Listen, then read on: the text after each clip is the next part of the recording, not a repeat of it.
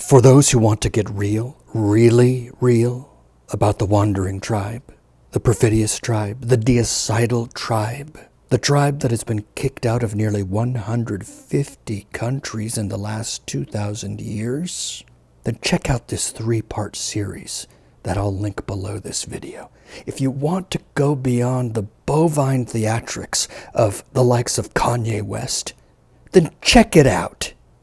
And then to get even more real, read this book to really get to the root of the matter.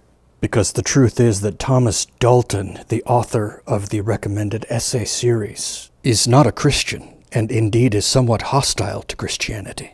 Nevertheless, that series is most definitely worth reading. For those who want to get real, really real, who want to move beyond the cant.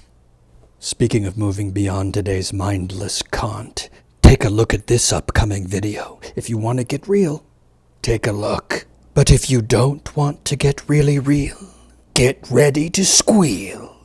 Tertullian said that Catholic faith and Jewish power are like the two pans of a pair of scales. As Catholic faith goes up, Jewish power goes down. As Catholic faith goes down, Jewish power goes up. Because the Jews have always been, from the time that they crucified our Lord Jesus Christ, they have always been enemies of the Catholic Church. They have always known, they've always treated the Catholic Church as their number one enemy. And the communists the same. They know that the Catholic Church is their one enemy. The New World Order knows that their real enemy is the Catholic Church. And ever since Vatican II, the Church has been on its back, on the canvas, out for the count of 6, 7, 8, 9. The enemies of the Church think the Church is finished. It isn't.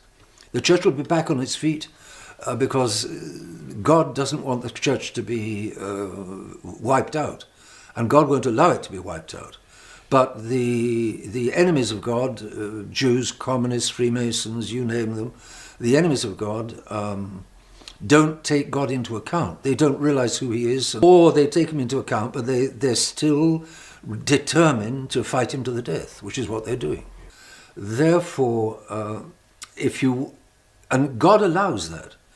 God knew from eternity that's how it would be, and God allowed for that. If you want to train a good boxer, you're going to give him good sparring partners and not bad sparring partners. If you want to train people to go to heaven, you give them a good fight while they're here on the earth and not a silly, sloppy fight. And the good fight comes from mainly the Jews, because the Jews fight against God. They're clever.